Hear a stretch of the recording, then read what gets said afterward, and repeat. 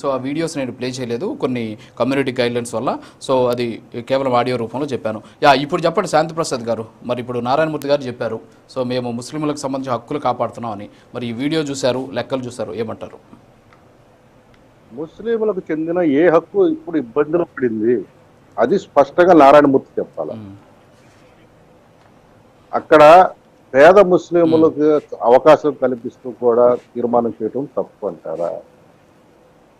లేదు కాంగ్రెస్ పార్టీ అంటే వీళ్ళ తల్లి కాంగ్రెస్ ఉంది కదా, ఆ కాంగ్రెస్ నైజం ఇక్కడ చూపిస్తున్నాడా?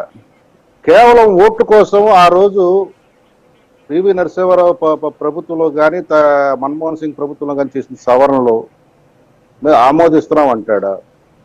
అవి ఆమోదిస్తున్నామంటే ఇతరు రాజ్యాంగ వ్యతిరేక శక్తి, రాజ్యాంగ ధిక్కరణ చేస్తున్న వ్యక్తి.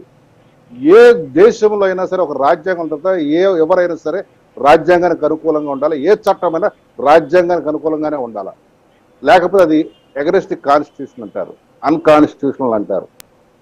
ఒక చట్టంలో ఒక ఇబ్బంది వస్తే చట్టం ద్వారా ఆస్తులకు సంబంధించి ఆర్టికల్ 300A ప్రకారము వ్యక్తులకి ఆస్తులు కలిగే హక్కు ఉన్నది.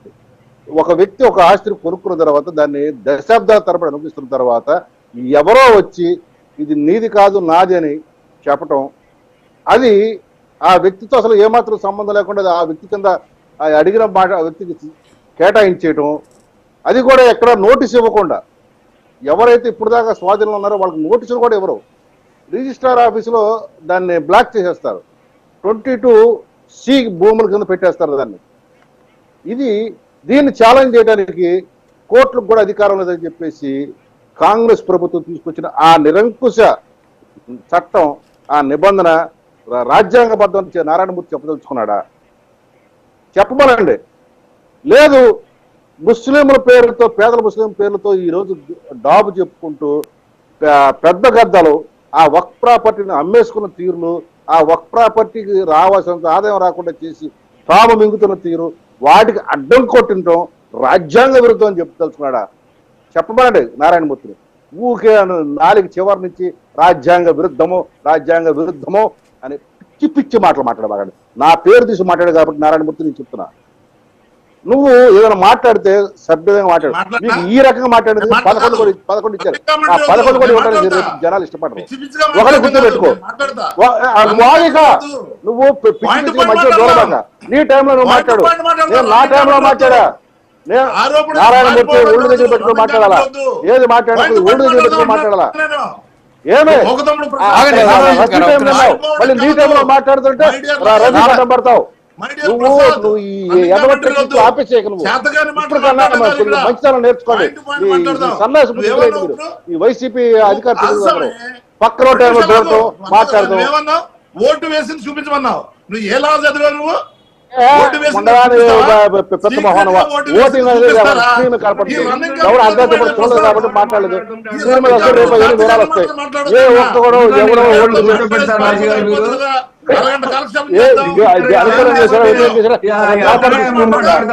సమాధానం చెప్తాను. పిచ్చి భవానీ మాట్లాడబాక. పార్లమెంట్ లో ఓటింగ్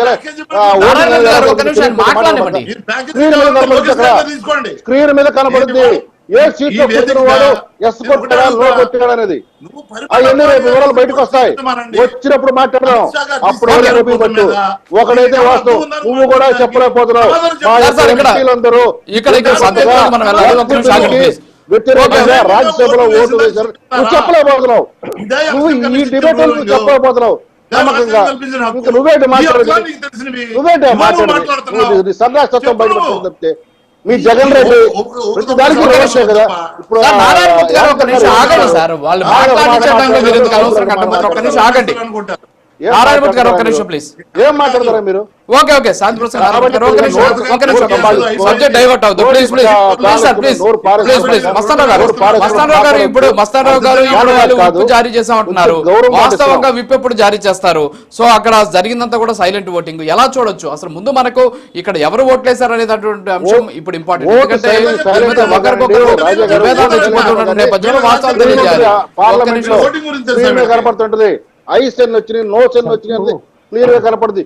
ఏ సీట్ నుంచి ఎవరు ఐస్ వేశారు, ఏ సీట్ నుంచి ఎవరు నో వేశారు స్క్రీన్ మీద కనపడుతుంది. ఆ వివరాలన్నీ తర్వాత వస్తాయి బయటికి. అవును, ఓకే సార్. మస్తాన్ రావు గారు. ఏ పార్టీ ఎవరికి సపోర్ట్ చేయాలనేది నిర్ణయించుకునే స్వేచ్ఛ వాళ్ళకు ఉంటుంది. దానికి వాళ్ళ రీజన్స్ వాళ్ళకి. ఇక్కడ విప్ అనేది ఏంటంటే ఇక్కడ కీలకమైన వక్ఫ్ బిల్ అనేది వస్తా ఉంది కాబట్టి 2-3 రోజుల ముందే వాళ్ళ పార్టీలు వాళ్ళ సభ్యులకి విప్ జారీ చేయడంతో పాటు వాళ్ళ పార్టీ వైఖరిని కూడా స్పష్టంగా తెలియజేస్తాయి. మనం ఎందుకు చేస్తున్నాము, ఎందుకు దానికి సపోర్ట్ చేస్తున్నామో, లేకపోతే చేయకపోతే చేయట్లేదో దాని పాటు మనం జాగ్రత్తగా ఉండాలి. ఎందుకంటే ఇది మైనార్టీలకు సంబంధించిన వ్యవహారం కాబట్టి మన పార్టీ స్టాండ్కి అనుగుణంగా మీరు అందరూ సాధించాలి.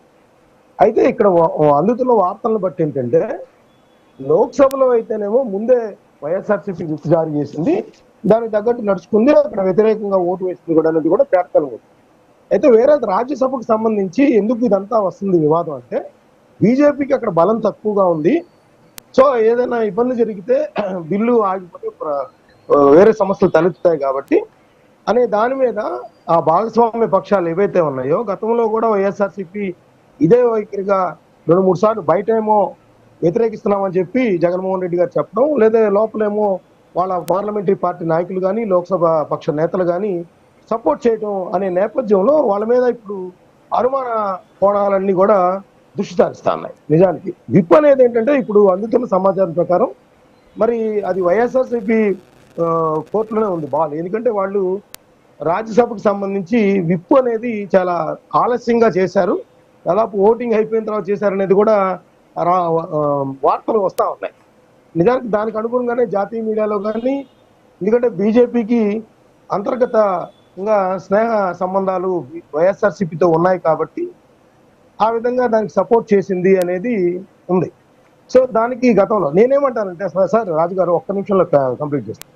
యాక్చువల్గా జగన్మోహన్ రెడ్డి గారికి ఇది ఒక మంచి అవకాశం. ఏంటంటే గతంలో ఆయన బీజేపీకి సపోర్ట్ అనే ఆరోపణలు వచ్చినప్పుడు ఎటు చేయలేకపోయారు. ఎందుకంటే ప్రత్యేక హోదా విషయంలో ఇప్పుడైనా పోరాటం చేయొచ్చు. రెండోది